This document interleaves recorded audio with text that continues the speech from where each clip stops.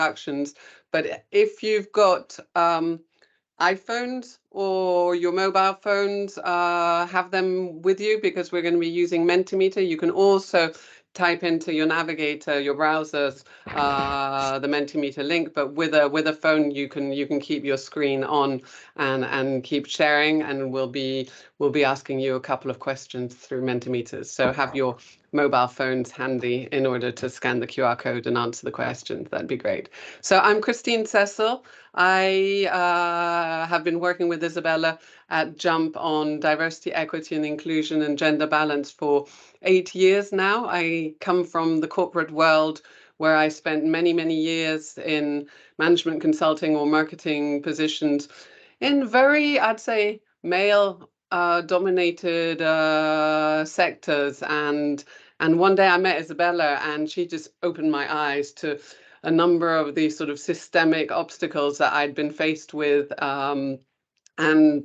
And I just suddenly decided, I said, okay, I'm taking time off. I'd love to give you a hand and help you on this, such an interesting topic. And that was 8 years ago, and I never went back to the day job. I've been doing this ever since. So we at Jump accompany organizations in their paths to more diversity, gender balance, and inclusion. Isabella can explain this, but Jump has a double mission actually as a social enterprise. Do you want to introduce yourself and explain that concept? Thank you so much, Christine. Very happy to be together with you, all of you, this morning. So as Christine said, I'm a social entrepreneur. I've always launched projects in order to try to change this world, to make it a better world, especially in the employment field. And 18 years ago, I've decided to dedicate all my energy to gender equality at work, which I thought was the best getaway in order to have better representation of all diversities and really transform deeply the culture of the organization towards inclusion. And since then, we are doing so many things. So happy to share one of them with you this morning. And thank you so much to Christine that has prepared everything. Okay, so let's jump into the topic. I'm going to share my slides. Here we go. So let me just put them up in big format there. So we're going to talk about rethinking inclusion in the new way of work, basically, because the ways of working have changed quite a bit. We've done the introduction, so I'll skip through that. And just to explain the context, we wrote a handbook which quite a few years ago about how to build an inclusive workplace, which explains the fundamentals of diversity, equity, inclusion, which explains about unconscious bias, it gives the key concepts and definitions. And then during COVID and suddenly post-COVID, a whole load of new ways of working sort of became the norm, with flexible working, hybrid working. And we thought it was really important to re-examine inclusion in this new context with the new ways of working and how companies were dealing with it. And so we published this handbook, I think, a year ago. And today we'll be sharing some of the thinking in that handbook and some of our findings. What we're going to cover is basically, we're going to look at the new way of work and how the pandemic changed things. We're going to dive into the challenges of the new way of work in terms of equity, and then we're going to look at how to ensure inclusion in the future of work. If you have questions, I don't think we're very many, just pop them in the chat or even ask them out loud. Happy to have this also as an informal discussion along the way.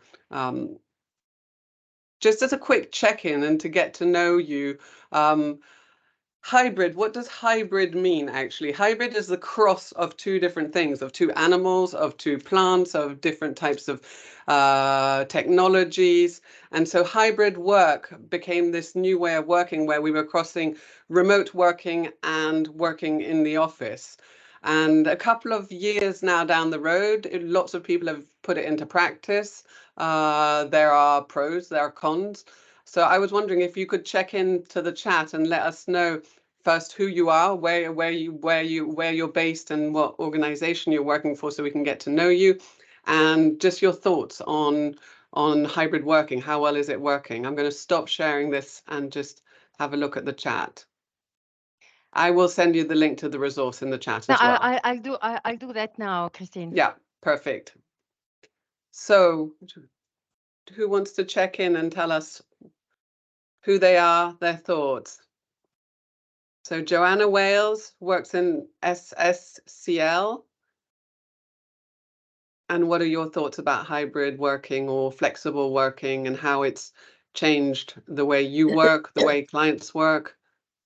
Yeah, so for me, the organisation I work in, it's a combination of, well, we've got actually a number of different ways that we roll out hybrid working, and we have hybrid flexible, so that is, you can work from any office, any day of the week, including home working. We have hybrid fixed, where you have a specific number of days maybe you're seen in the office and the rest that you work from home.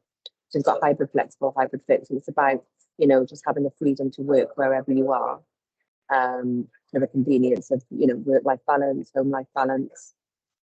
Yeah. Thank you. Great. So you've done all the definitions. I won't need to cover them anymore. Sorry. Thanks a lot, Joanna. And welcome to everyone else. I see Greg Renders is here. He contributed to this handbook, actually. And so there's a case study in there, which is based on some of the work that he did in his previous organization at SEDEC. So thank you for being here. Any other thoughts on hybrid work? Everyone, I love having hybrid work and my flexibility. We hear that a lot. And Gemma in Bristol, New Steer, that all staff have to work at least 60% in the office. So they're now wanting more office-based presence. Remains a balance of home working and office-based working from a variety of sides. So there's a big trend of going back to the office at the moment. Some companies are even, and we'll get into that, are even saying, let's go all the way back. And so how are we going to manage this, given that a lot of people really like the flexible work? That's another big thought. Okay, thank you for the check-ins. I will dive a bit further into this. So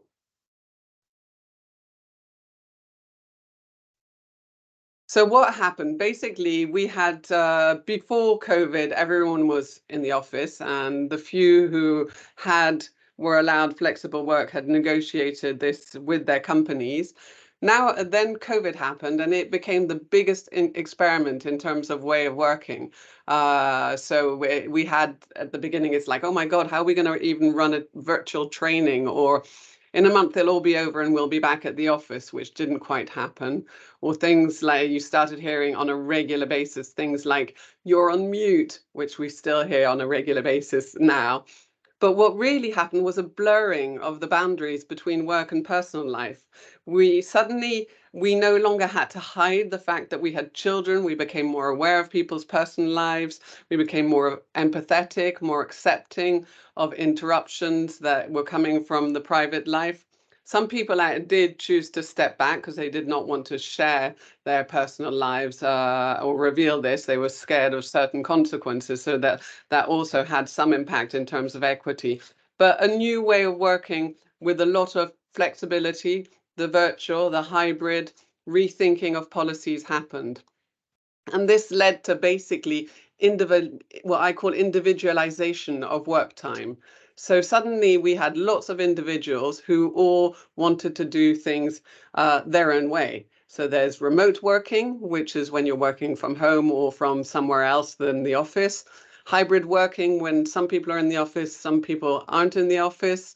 Agile working, which is more about how you get the work done, being able to function according to a certain driven by results, but you can do it any way you want. The concept of anytime working. So I'll work in the morning, in the afternoons, anywhere. at whatever I want. Even the metaverse is a new way of working, working completely virtually, but looking with avatars, looking as if you're actually in the office. So this all sums up basically to the concept of flexible work, which is about where you work, about when you work, what time of day, which days of the week, about how much you work, how many hours, how many days a week, how many weeks a month, about how you work, and lots of different things. And of course, individuals don't all want the same thing, which made it complex. The pandemic also had, and this we dive into a lot in the handbook, so you can read more about it there, had a sudden magnifying effect of certain pre-existing inequalities. And so here there a focus on the gender inequalities. 51% of women had to reduce their working hours or take career breaks in order to look after the children. Only 7% of men did so, and these were figures for Belgium. At a European level, there was a huge impact on women's well-being because of this. And those who were staying at work, we saw in terms of work-life balance, it rose during the pandemic to 36% of women in 2021 who were too tired after work to do things because it was just too stressful, too many issues, too many well-being issues. Another thing that happened was a complete disconnect between employees and companies, and employees suddenly started rethinking the purpose of work, that maybe they did not want to be at work all the time. They did not want to work in the same way. The well-being issues that happened during COVID meant that nowadays we have 62% of employees who'd rather take a pay cut if they could get more remote work. 4%, and that's a figure for the US. I've heard it's higher for Europe, would quit their jobs if they were no longer be allowed to work remotely or hybrid. So it's everyone, there's a strong preference for the flexibility that people have at work, for the purpose that they give to work, and it's creating a tension between employees and their managers and the companies. And now what's happening today is the hybrid or remote working bubble bursting. We hear 90% of companies saying they'll return to the office by the end of 2024. They want to go back to the old ways. In the US today, we have fewer than 26% of households who still have someone working remotely at least one day a week. That's very little. The OpenAI CEO, Sam Altman, said remote work was a failed experiment. He said it was one of the tech industry's worst mistakes for reasons of harming creativity, especially and innovation, especially for startups. But on the same time, if you look at employees, hybrid work model is forecasted to rise to 81% adoption with Gen Z, who are the most enthusiastic supporters. So employee side, they really want the hybrid work model. So I'm curious, I'd like to know, within your different organizations, the people who are online, have you actually implemented a flexible or hybrid work model in your organization? And are you bringing everyone back to work? So I'm going to close this window and open up a Mentimeter. And if you can scan the Mentimeter. Sorry, that's the wrong window. So Mentimeter is here. So let me go back to giving you the QR code.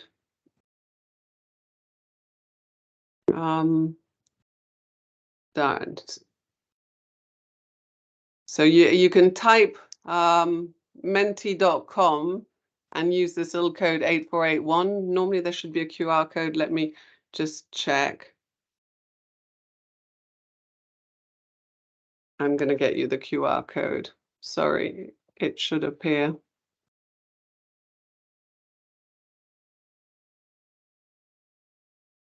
For some reason, I don't have my QR code. But otherwise, Christine, we could have a discussion because we are so there's not very many people. Yeah. I know, exactly. let's do that then. Because there are already some comments in the chat Well, let's telling what is our policy. Yep. So I have used the family first comes first rule, which builds loyal teamwork, says Ian. Worked remotely managing global teams since 2000. So jobs don't last as long as family responsibilities usually. Do you want to tell us more about that, Ian? Yes, I found that the problem usually is old, let's say everyone from baby boomers like me to millennials want people to work back in the office. Nobody from Gen Z wants to work. And the general complaint I get is the idea that people will specify work-life balance requirements at the point of interview. That is infuriating for most older people. I cannot agree with that because that's the way that you bring on new people. I do agree with Sam Altman that teamwork that requires teamwork is less productive remotely, but you're not productive every day. Don't need teamwork every day. So the balance I've found works, and I've managed 300 people around the world, including in some war zones that people are obviously it's worse than COVID. They're going to be working remotely. So I have found the balance works. And the metric that I use is when my company was acquired last year. The new owner said my guys were superstars, and the other company that had complained about my guys were useless, and he fired them. So success is by happiness of a new owner. And that was entirely a hybrid exercise. Interesting. Thank you. Thanks for sharing that. Does someone else want to share their experience? Nicole, you're saying you have a 4-day weeks where you have 2 fixed days remote and 2 fixed days at work. Do you want to tell us more? Yes, 1 second. Yes, I have a 4 days week remote and 2 days at work. And for us, it's actually a good methodology also to attract people who are living a little bit longer away, because I'm working in a outer district in Denmark. But I also can see that we have problems in the team to connect. So yeah. So in a way, and problems in what way?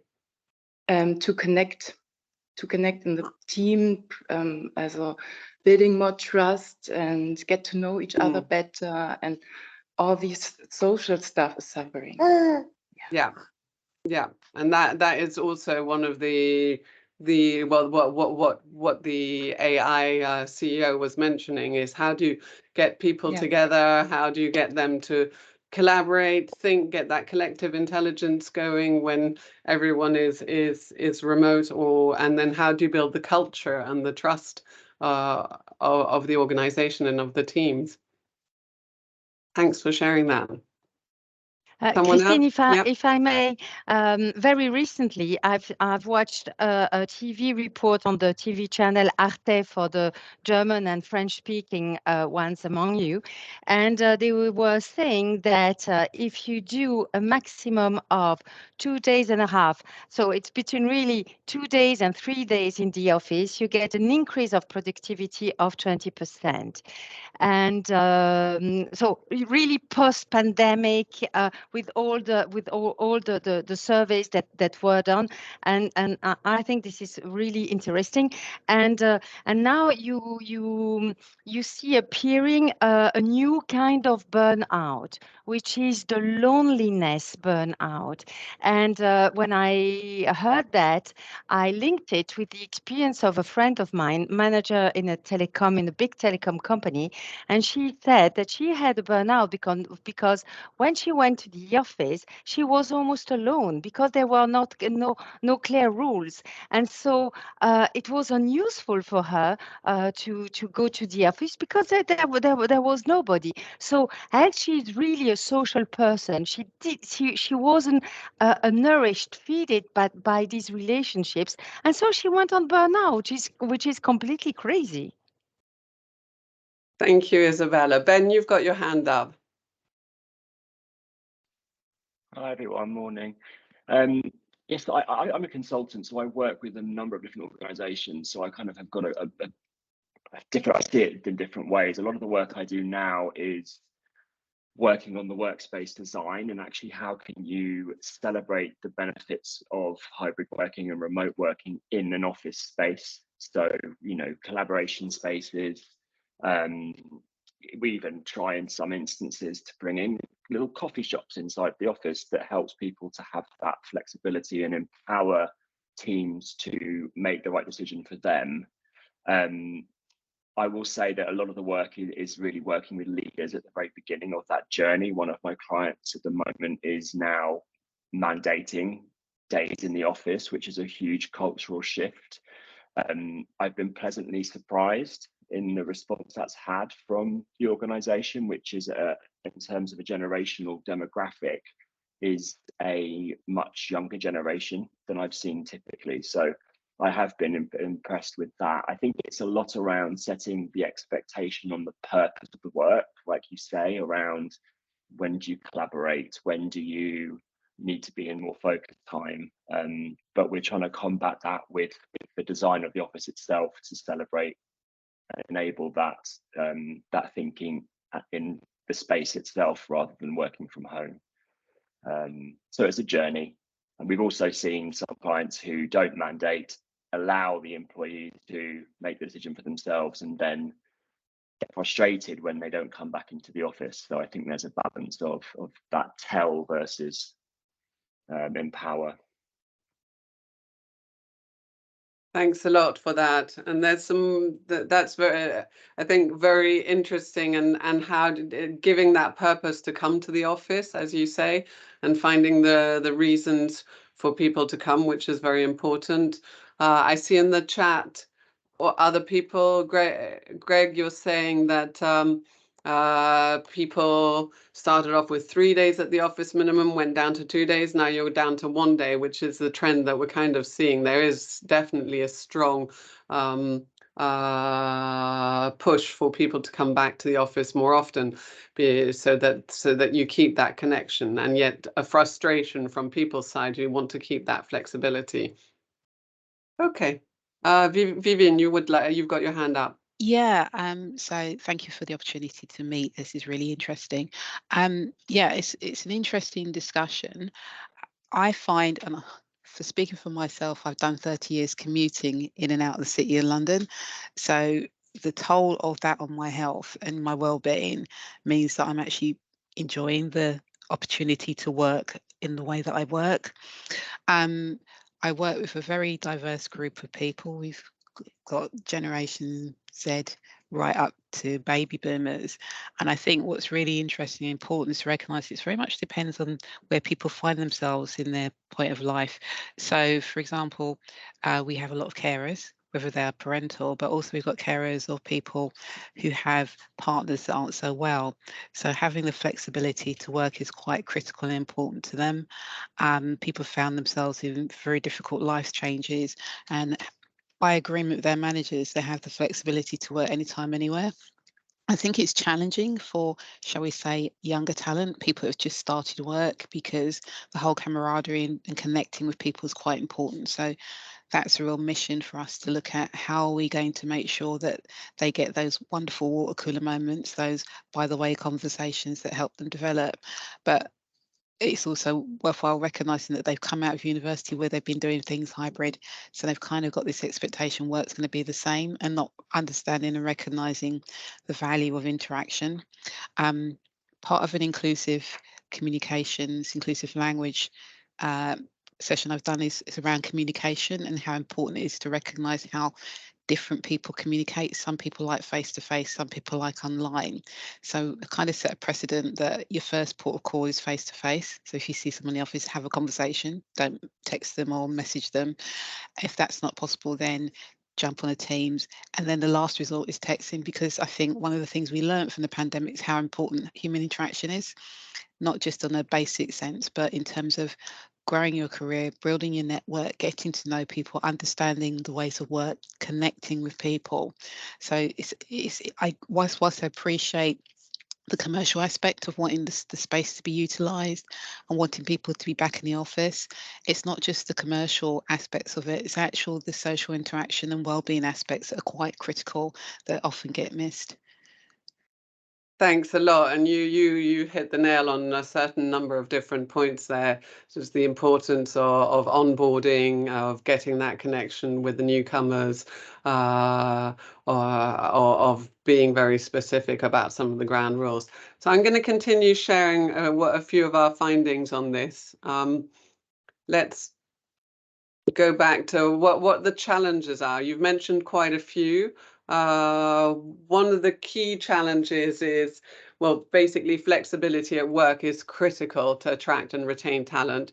We have a third of employees who say they'd look for another job. They're more motivated if they can work from home, but they do not all want the same thing. And so how do you deal with those individuals who want individualized policies as opposed to different policies? And this is why companies are still experimenting with the new ways of work and the hybrid model, because policies are not obvious. It was Jean-Paul Erhardt, who's the managing partner of PeopleSphere, who said the biggest question in the new way of work is how do we manage the paradox between individualization and the collective? And that paradox is an important one. There's a whole number of different paradoxes within the hybrid work, which is the paradox of wanting flexibility from home, but wanting the benefits from the office. The paradox of putting into place policies and yet adapting to the individual. The paradox of creating a strong company culture and belonging and managing the sort of presence disparity of having a lot of remote workers. So lots of paradoxes, and how do we manage this? And in that question is the question of inclusion. Since we're in the DEI club now, that's the focus that I'd like to bring in. Most companies do not actually take into account the diversity and inclusion dimension when they start thinking about their flexible work policies. I did a survey. I went to a webinar recently at INSEAD where they surveyed all the participants, and only 7% of them were actually taking into account diversity and inclusion dimensions. The most important risk for inclusion is the new power dynamics which are at play. So you're going to have basically the insiders, who are the people at the office, and the outsiders who are remote. It creates two very different groups. Those who are at the office have access to those water cooler moments and the coffee machine gossip. They're going to have all the informal connections, the informal visibility that goes well, and the career opportunities that sort of come, whereas the people who are remote are going to find it more difficult to benefit from everything that's happening informally at the office. And there's also a number of biases which come into play that we see, which are got reinforced with the fact that we're doing a lot of remote working. So proximity bias, which is the tendency to give a preferential treatment to the people who are close to you, so at the office with you, as opposed to those who are remote. What I call presence disparity, which is people who have a different experience of the same event because of where they are. So those who are physically present will see some of the body language, will pick up signals that people who are remote will not, and so they'll have a different experience of what's actually going on. And then there's also flexibility stigma, which is the stigma attached to flexible workers. saying, well, where people think that because they're far away, they're probably not going to be as productive, they're not working as hard. The women typically might be taking care of their kids, and just the sort of general feeling that you're out of sight, out of mind. So new power dynamics, which are a big risk for inclusion, and which are leading to a number of different inequalities. Inequalities between women and men, because typically women are the ones who will be, because they are still bearing the burden of caring for children in most cases, statistically in Europe, they are the ones who will tend to go for the flexible work and the remote work more than men. So there is a risk that men will be in the insiders in the office and stepping up and getting that visibility and the promotions, whereas the women will have that slight disconnection. Also between generations, the older generations who are more comfortably off, who may be more financially settled, who have got workspaces at home, who are not stuck in tiny little flats like some of the younger ones, or the less financially well-off ones, single parents, different people who don't have the sort of workspace at home to be as comfortable. So there's also a source of inequality that's arising. And then the whole disconnect between and inequalities which are building between the knowledge workers, the people who can work from home, and those who have to be in the front office or in the shops or in the factories, between the white collar workers and the blue collar workers. And so flexible work becomes sort of an auto discrimination mechanism for some people, for women, some underrepresented groups, because they will choose to step back from the office and go into the flexible working, but then they're going to suffer from these new power dynamics and biases by the fact that they are remote. And so that's really important to be aware of them. The challenges that we found, which come from the hybrid work, are the challenges that we said in how do you manage collaboration, collective intelligence with a hybrid team? How do you coordinate teams? Expectations of individuals on autonomy and flexibility versus, well, we're going to decide that everyone comes to the office, as Isabella says, on certain days, so we make sure that they get to see each other. But some people don't want that; they want the flexibility. So how do you coordinate that?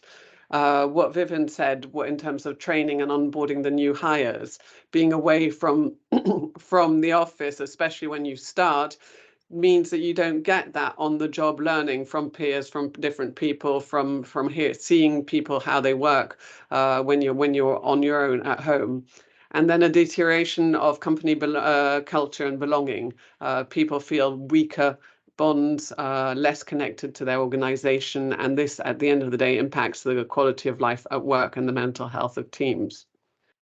So I'm going to try this Mentimeter now. I've got the code, so you can scan the code. The question here is, when your company redesigned the work environment for more flexibility, what were the most important considerations? And you'll have a list of different things to choose from.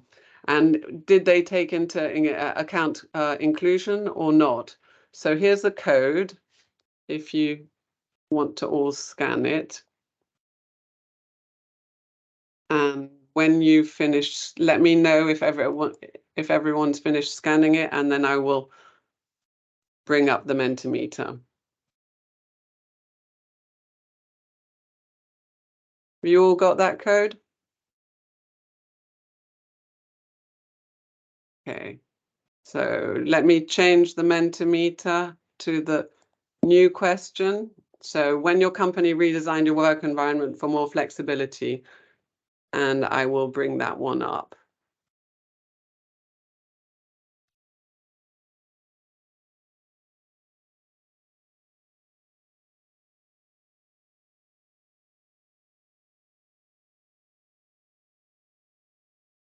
So what were you thinking? Were you thinking about employee productivity, risk management, cost management, technological constraints, social cohesion, talent attraction and retention, or diversity and inclusion?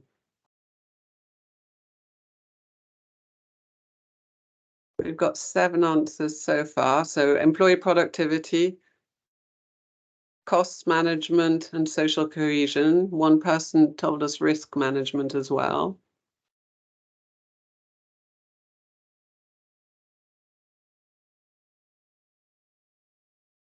Any other thoughts? So none of you answered. Oh, yes. Yes, The one first one, person diversity and inclusion. You'll have to tell us. Who is that person?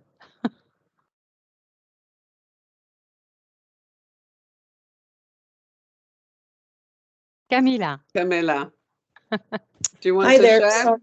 Yeah, Yeah. I'm happy to share. Actually, I thought I could answer more than one category, so I did not only mark D&I, but we did consider that in terms of, I would call it sort of offering a flexibility for employees. Nevertheless, I think now looking back the last 1.5 years, I think it's a potential pitfall as well, because the biases that you mentioned earlier that I don't want to say might, that are actually kicking in when you don't see someone frequently. They are still very strong. This like out of sight, out of mind, or whatever you called it.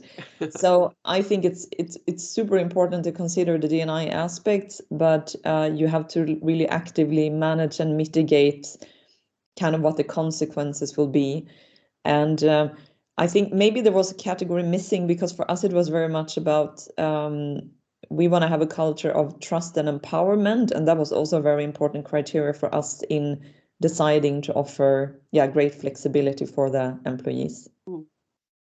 Thanks for that. And that is yet another one of those paradoxes of the hybrid workplace, is that you're bringing in more diversity by having a flexible workplace and allowing people who might have difficulty or joining the workplace because they have children, they are caring for elderly parents, they have even a physical handicap, which makes it more complicated to come into the office. But on the same time, by giving those people the flexible work and the opportunity to work from home, they are less in the office and therefore more subject to all those biases. So how do you manage that? Okay, let me bring back my... Christine, there's a question from Gemma that is asking, is anyone tracking and recording office attendance? And I suppose you have many answers among you. What I've noticed is that Google said that they made it compulsory to be 3 days at the office, and it's taking into account in the assessment. Or Zoom, for example, it's also 3 days at the office. Otherwise, the people are fired. These are the rules. So I suppose there is a very important tracking. Maybe someone of you can add something on how you do that.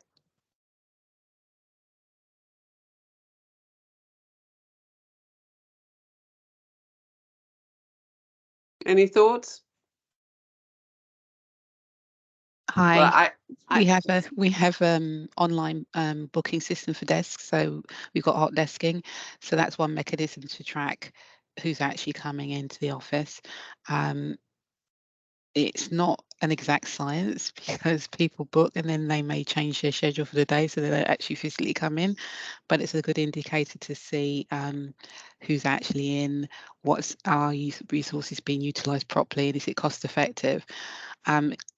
Like Camilla, I was kind of torn as to which options to go, but I suppose the key driver is cost, because a lot of organisations, particularly in London, have scaled down their office space because of the pandemic, and now they're finding they want to bring people back. So they need to assess, right, how many people are coming in and how often, what's the frequency.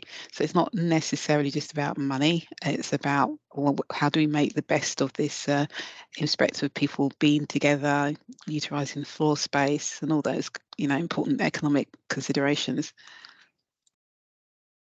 Yeah, Yes, and Vivine, I don't know if you have seen in the chat, Christine. Sorry to interrupt you. Vivine says that she does absolutely. The company does not track at all, and Greg answers that they do it. But only just to know about it, to evaluate the reality, and not in order to assess people. Greg, isn't it?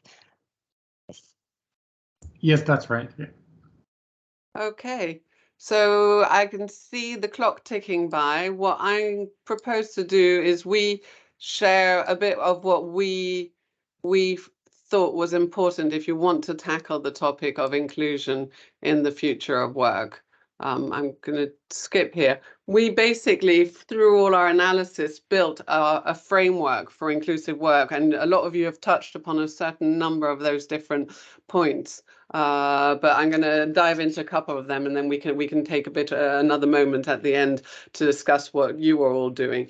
But the important things was, first of all, the measurement. How do you, if you want to ensure equity, you're going to have to measure. So it's managing by results rather than by presence, of course.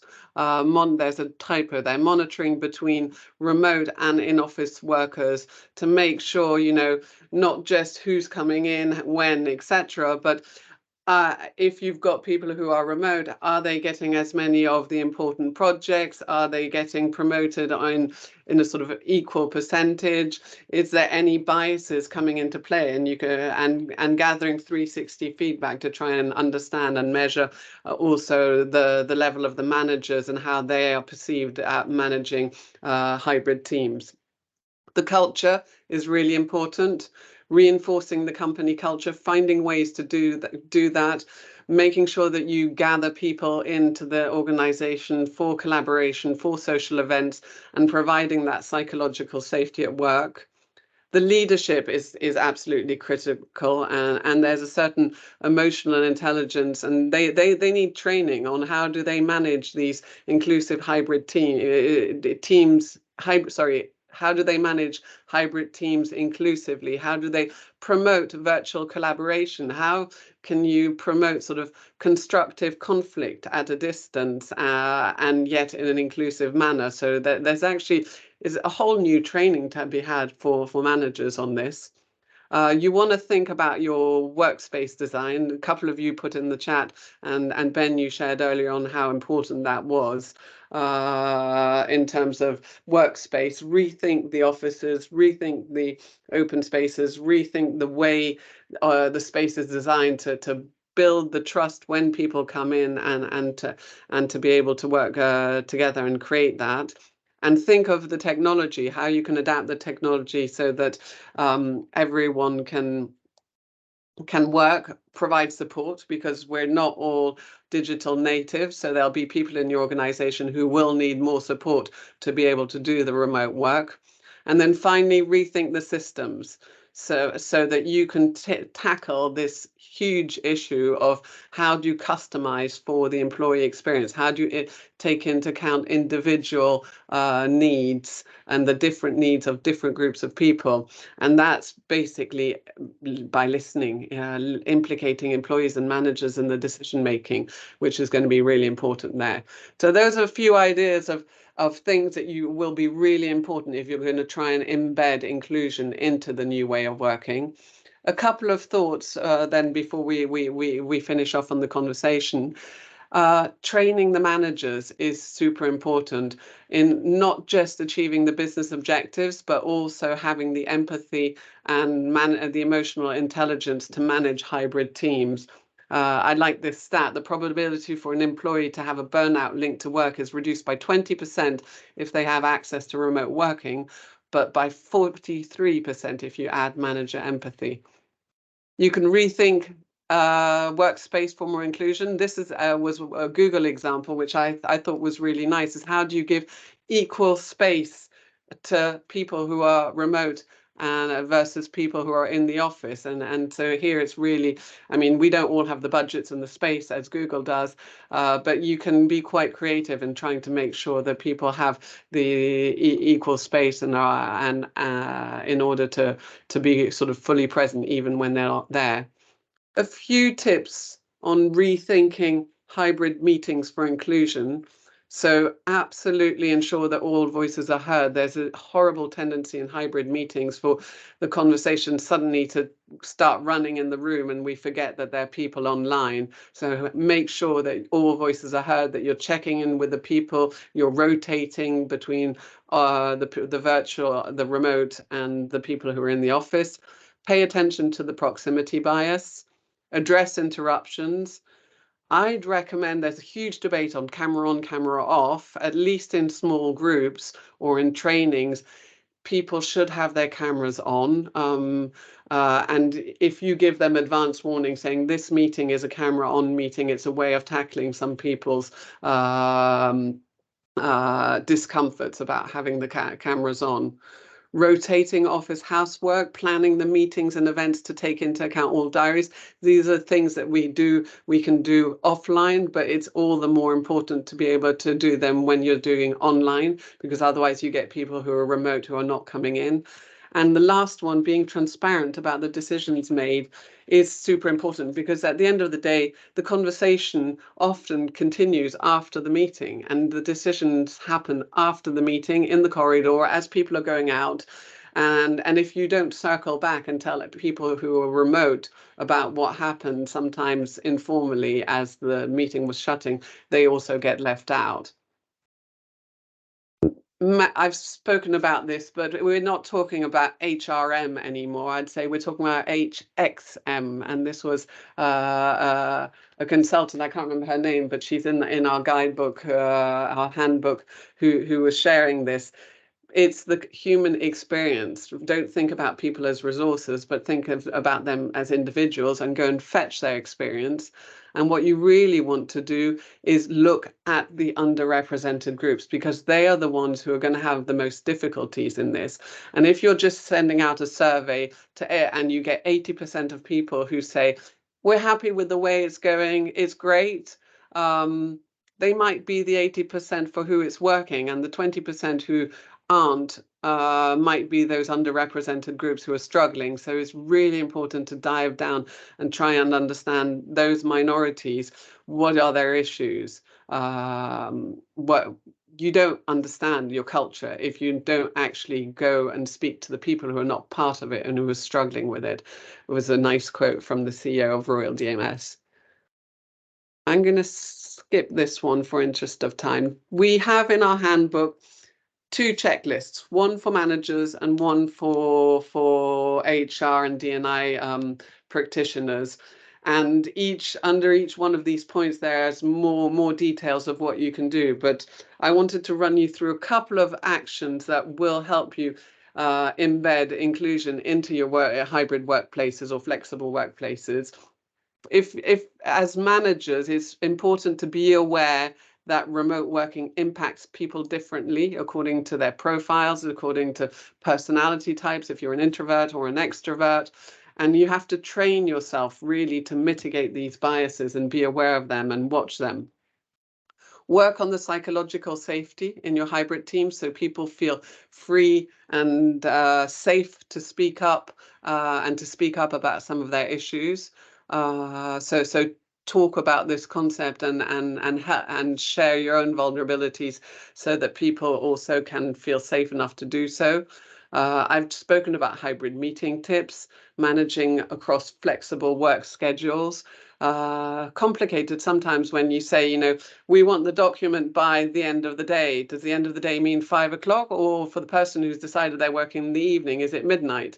How do you manage those kind of things? So you need to actually set the rules and things more across flexible work schedules a bit more precisely. Bring people into the office for that collective thinking and innovation, or if you can't do so, there are tools that can help stimulate collaboration and innovation online. So you'd want to look at that. And also invest in creating your culture and bringing people into the events and the team building. So those are things that managers can do. If you're an HR or D&I practitioner, what should you be thinking about? Well, first of all, not the one size fits all. So try and listen to people. make sure you train the managers in inclusive hybrid team management. It's a completely new skill and they don't learn, well, they're learning it in practice now, but a lot of people are struggling with it. So they could benefit from training. Rethink learning and development, especially in the onboarding for newcomers, as we've mentioned before. The working from home charter that defines the rules and the best practices for a team, for a department is a very important thing. And adapt your support programs. So if you've got things like employee networks, mentoring programs, they can be, you might want to think about what type of support they need in order to factor in hybrid and remote workers' needs. So those are a few tips. There's loads more in our handbook, which we will share. But I just wanted to keep the last few minutes for the discussion. What have you tried in your different organizations to make sure that you're embedding equity and inclusion in the new ways of work? Yeah, there are many comments in the chat that are really interesting. For example, Ian really emphasizes on the transparency and effective minutes issued immediately after the meeting. And Yen has a problem with Bolivia. He needs to specify very clearly what is the time expected. It would be really great to hear directly from you of these experiences. This was a team I worked with for almost 20 years, but they would, and remember, by Hofstede's standards, there are different cultural norms in different countries, but they would take as long as it took. In other words, their end of day would be their limit, as opposed to my end of day. And I needed to change their perception. And all it was creating a clear, explicit sense. And to explain that, I had a team in Austria who would perform perfectly if I suggested a result I desired.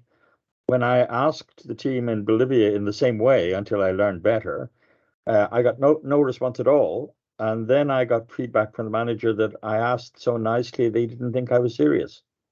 So that was a perfect example of a cultural diversity that needs to be accommodated in working with different groups. Thanks a lot. And that's where we see it's so important just to be specific, and it takes a lot of effort, I'd say, to think of all those details when you're managing a hybrid team. Exactly. But I found if you put in that effort, you will ensure inclusion. Yeah. Japanese had the same issue, but particularly the Dutch managers I put in place there were sensitive and very effective. Thank you. Other thoughts? I might just share one example. Sorry. And I think we've all become accustomed to being virtual as like the first point of call with meetings. I had a meeting recently where we were all in the office, in our own individual offices, all joined the same call from our desks.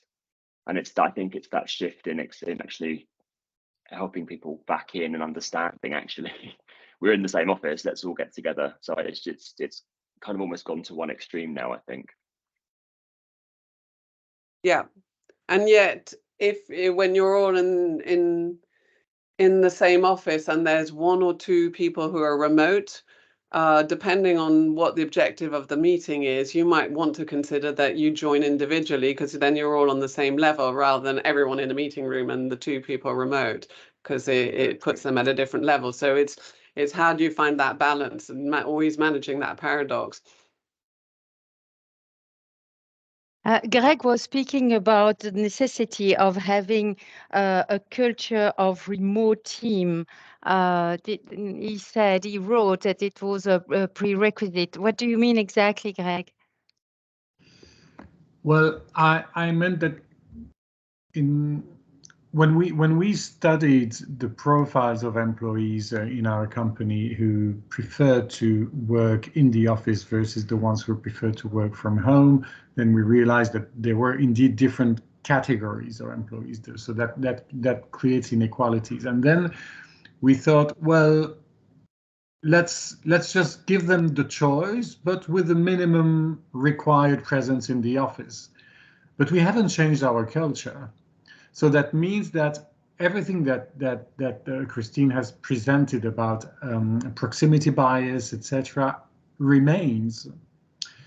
And so that's our issue, because a few people said in the chat, well, this is not new, it's not a new subject. And indeed, I started my career in a company where you could work from anywhere in the world. So it was already like 25 years ago, it was already very remote, but it was culturally integrated in the company. So we knew how to manage teams, we knew how to manage people, we knew how to bind people together, because that was part of the culture.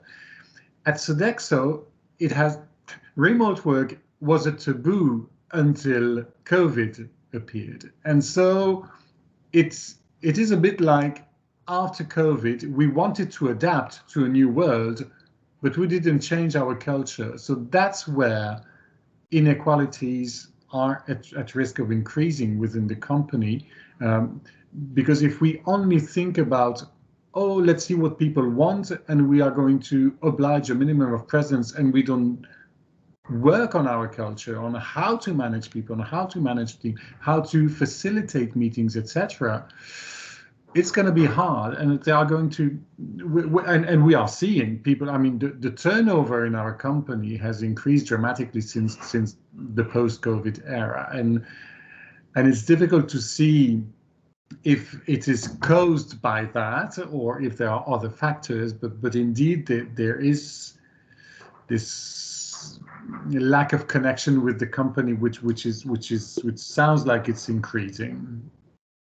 Yeah, and I think you really made an important point there of how important it is that you make this that you train the managers, that they understand, because it's not obvious adapting to these new ways of working when they weren't part of the sort of normal ways previously. So it's a whole new mindset that you have to onboard people onto, and in order to reduce all the biases and the preconceptions and assumptions they might be having because of it, and then adapt to the individuals. Thank you. We're getting out of time. I don't know, Cecilia, if you want to wrap up. I put a QR code in the chat, and I'd love it if you gave us your feedback on this session, just quickly on that. Perfect. Wonderful. Yes, please go ahead and do that. Share some feedback with us. And then while you do that, I'll just thank Christine and Isabella for being here today, for sharing your insights. I think we've all learned a lot and got a lot of wonderful tips. And we also have resources at our availability by the links that you've shared. So thank you so much for sharing all of that. Thank you for everyone who've joined. I hope that you have enjoyed this session. We've learned a lot about the number of paradoxes within this field, of the new power dynamics, of biases, etc. And I hope that we can all embed these learnings in our daily work. So thank you for joining, and have a nice rest of the day and evening if you are based outside of Europe. So thank you so much for today. Thanks, everyone. And thanks, Cecilia, for hosting this and inviting us. My pleasure, our pleasure. Thank you. Thank you, everyone.